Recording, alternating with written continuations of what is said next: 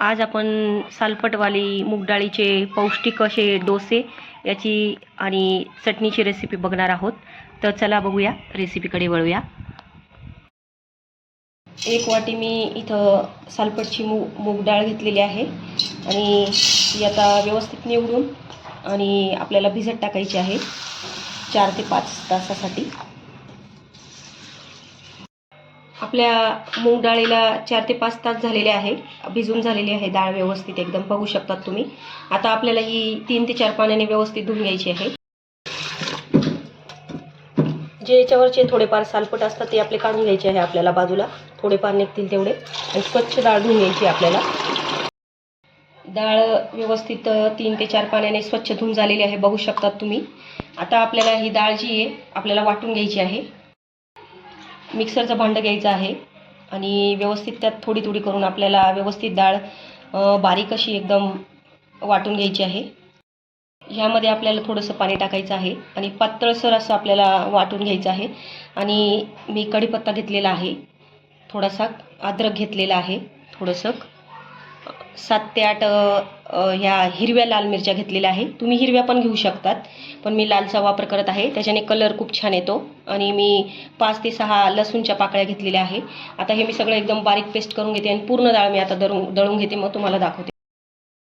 बघा, आपलं एकदम छान असं बॅटर तयार झालेलं आहे, मी सगळं दळून घेतलेलं आहे। आता यामध्ये आपल्याला एक मी बारीक चिरून घेतलेला मोठा कांदा घेतलेला आहे, तो यामध्ये टाकत आहे।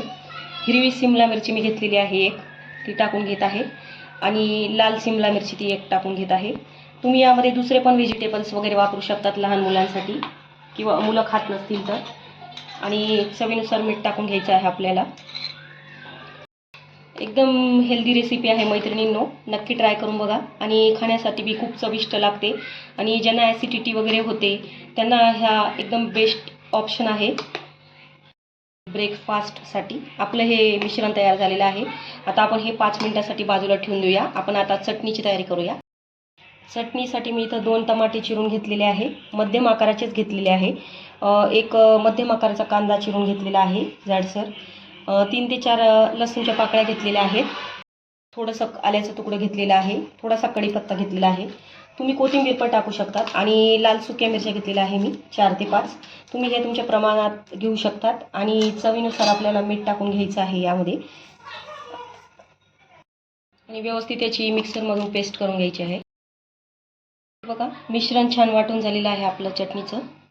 आपल्याला तडक्यासाठी मी इथं 1 ते 1.5 पळी तेल ओतून घेतलेलं आहे। यामध्ये 1 चमचा जिरं टाकायचं आहे आणि 1 चमचा मोहरी टाकायची आहे। बघा, छान तडका दिलेला आहे आपण, व्यवस्थित हलवून घ्यायचं आहे आपल्याला हे। आपली चटणी तयार झालेली आहे मैत्रिणींनो। आता आपण चिला करायला घेऊया। पीठ जर थोडं घट्ट वाटलं तर आपण यात पाणी ॲड केलं तरी चालतं, मी थोडं पाणी ॲड केलेलं आहे यामध्ये। आणि जसं आपण डोश्याचं बॅटर करतो त्याप्रमाणेच आपल्याला हे पण थोडंसं पातळच घ्यायचं आहे, म्हणजे आपला चिला छान होतो। याला मूग डाळचा चिला पण म्हणतात आणि कुणी डोसा पण म्हणतात मूग डाळचा। गॅसवर मी पॅन ठेवलेला आहे, यावर तेल टाकून घेते, तुम्ही बटरचा पण वापर करू शकता। सर्वकडे मी पसरून घेतलेला आहे व्यवस्थित, आणि आपला तवा पण छान तापलेला आहे। आणि तवा तापला की आपल्याला गॅस बारीक करून घ्यायचा आहे, आणि मग आपल्याला हे पीठ ओतायचं आहे आणि असं हळूहळू आपल्याला पसरवायचं आहे या प्रकारे।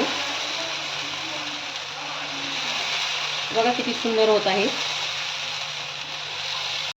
आपण सगळीकडून व्यवस्थित पसरून घेतला का मग आपल्याला चारी मिरी थोडंसं अजून तेल टाकून घ्यायचं आहे, आणि गॅस आपल्याला फुल करायचा आहे। एका बाजूने आपला चिला झालेला आहे, आता उलटून घेऊया। अजिबात चिकटत सुद्धा नाही, इतका सुंदर होतो ना बघा पॅनला।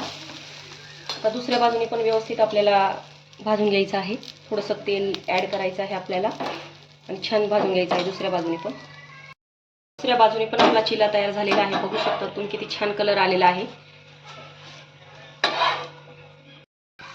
तर आपली मूग डाळ डोसा आणि चटणीची रेसिपी तयार झालेली आहे। तर नक्की ट्राय करून बघा मैत्रिणींनो, खूप छान लागतं आणि खूप पौष्टिक रेसिपी आहे।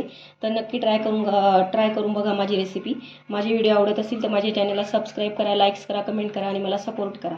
धन्यवाद।